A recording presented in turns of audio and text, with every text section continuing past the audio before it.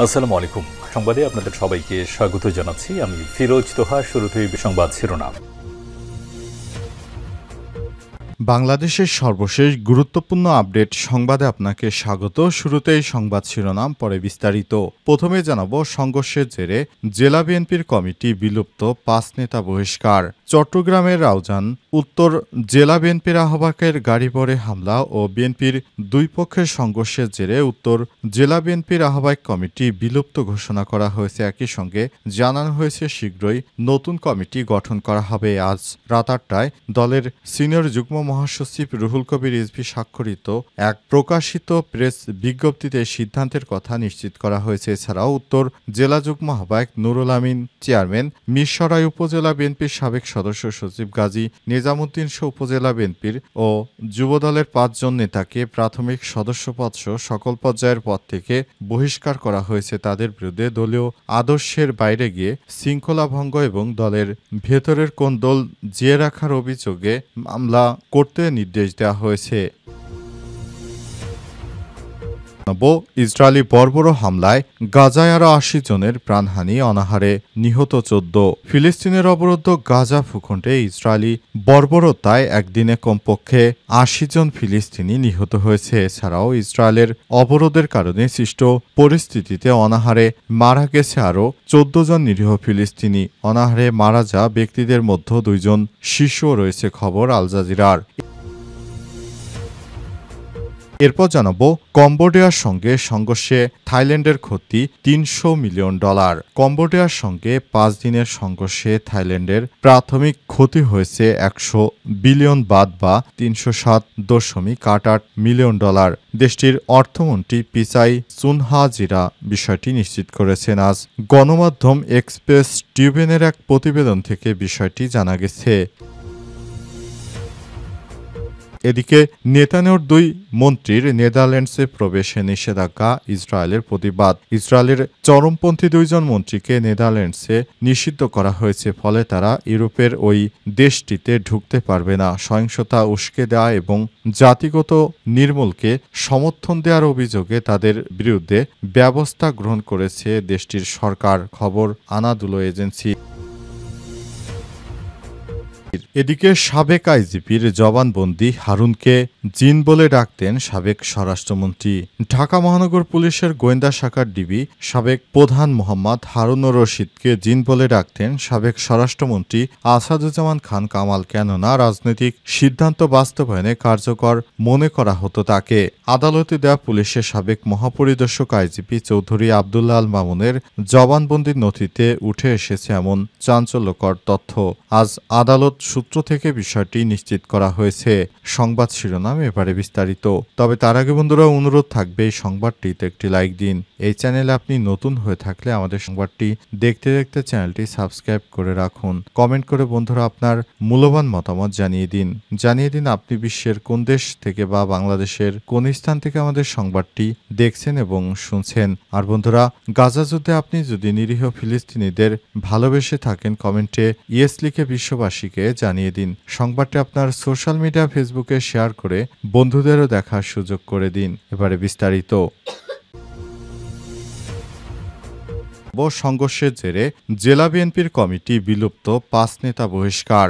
চট্টগ্রামের রাউজান উত্তর জেলা বিএনপির আহ্বায়কের গাড়িবহরে হামলা ও বিএনপির দুই পক্ষের সংঘর্ষের জেরে উত্তর জেলা বিএনপির আহ্বায়ক কমিটি বিলুপ্ত ঘোষণা করা হয়েছে। একই সঙ্গে জানানো হয়েছে শীঘ্রই নতুন কমিটি গঠন করা হবে। আজ রাত ৮টায় দলের সিনিয়র যুগ্ম মহাসচিব রুহুল কবির রিজভী স্বাক্ষরিত এক প্রকাশিত প্রেস বিজ্ঞপ্তিতে সিদ্ধান্তের কথা নিশ্চিত করা হয়েছে। এছাড়াও উত্তর জেলা যুগ্ম আহ্বায়ক নুরুল আমিন চেয়ারম্যান, মিরসরাই উপজেলা বিএনপির সাবেক সদস্য সচিব গাজী নিজামুদ্দিন সহ উপজেলা বিএনপির ও যুবদলের ৫ জন নেতাকে প্রাথমিক সদস্যপদসহ সকল পর্যায়ের পদ থেকে বহিষ্কার করা হয়েছে। তাদের বিরুদ্ধে দলীয় আদর্শের বাইরে গিয়ে শৃঙ্খলা ভঙ্গ এবং দলের ভেতরের কোন্দল জিয়ে রাখার অভিযোগে মামলা করতে নির্দেশ দেওয়া হয়েছে।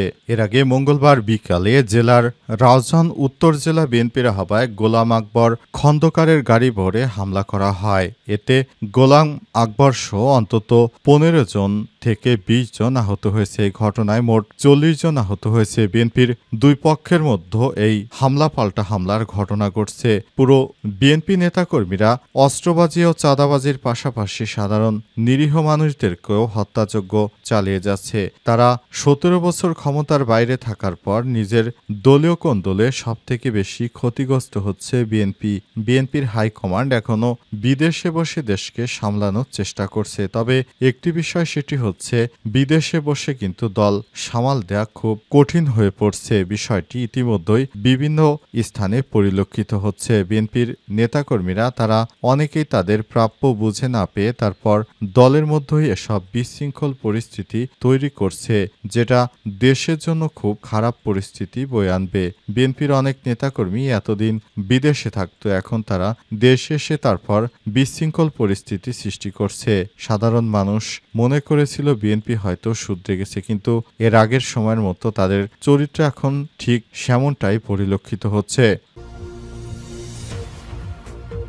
ইসরায়েলি বর্বরতায় গাজায় আরও ৮০ জনের প্রাণহানি, অনাহারে ১৪। ফিলিস্তিনের অবরুদ্ধ গাজা উপত্যকায় ইহুদিবাদী ইসরায়েলের বর্বরতায় একদিনে নতুন করে কমপক্ষে ৮০ জন ফিলিস্তিনি নিহত হয়েছে। এছাড়াও ইসরায়েলের অবরোধের কারণে সৃষ্ট পরিস্থিতিতে অনাহারে মারা গেছে আরও ১৪ জন ফিলিস্তিনি। অনাহারে মারা যা ব্যক্তিদের মধ্যে ২ জন শিশুও রয়েছে। খবর আল জাজিরার। গাজার স্বাস্থ্য মন্ত্রণালয় জানিয়েছে, ইসরায়েল গাজায় যুদ্ধ শুরুর পর অপুষ্টিজনিত কারণে এখন পর্যন্ত মৃতের সংখ্যা বেড়ে দাঁড়িয়েছে ১৪৭ জনে, যাদের মধ্যে ৮৮ জনই শিশু।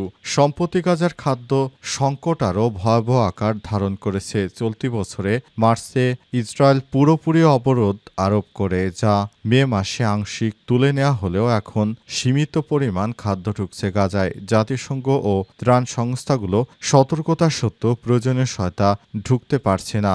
জাতিসংঘের ফিলিস্তিনি শরণার্থী সহায়তাকারী সংস্থা ইউএনআরডব্লিউ এর প্রধান ফিলিপ ল্যাজারিনি জানিয়েছেন, গাজায় অবস্থানরত তার সহকর্মীরা মানুষকে এমন অবস্থায় দেখছে যেন তারা না বাঁচে না মরছে, যেন হাঁটতে থাকা লাশের মতো।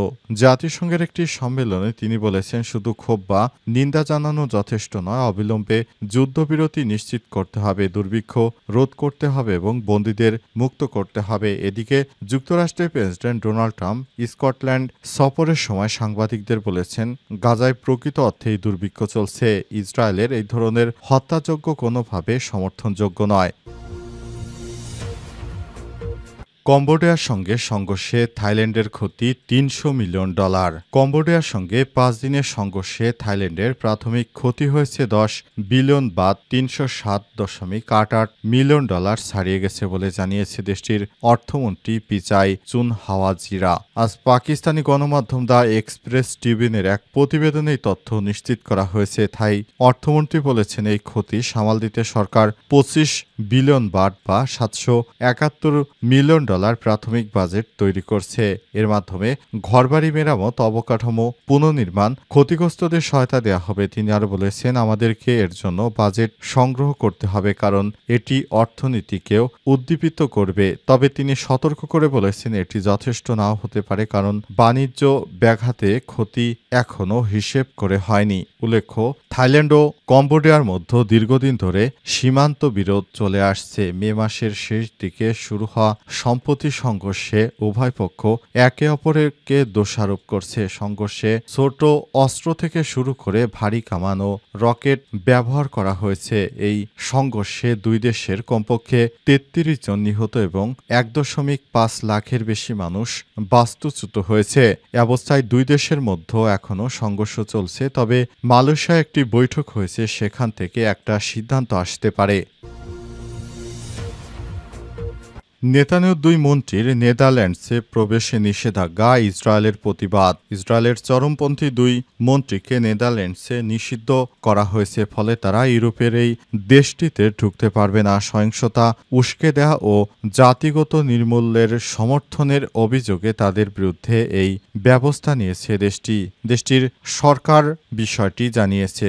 সংবাদ মাধ্যম আনাদোলো বিষয়টি নিশ্চিত করেছে। মূলত আজ ডাচ পররাষ্ট্রমন্ত্রী ক্যাসপার ভেল্ডক্যাম্প এই ঘোষণা দেন। তিনি বলেন, ইসরায়েলের জাতীয় নিরাপত্তা মন্ত্রী ইতামার বেন গাভির এবং অর্থমন্ত্রী বেজালেল স্মেটিসকে নেদারল্যান্ডসে আর স্বাগত জানানো হবে না, কারণ তারা দুইজনই গাজায় নিরীহ মানুষদেরকে হত্যার সঙ্গে সরাসরি জড়িত।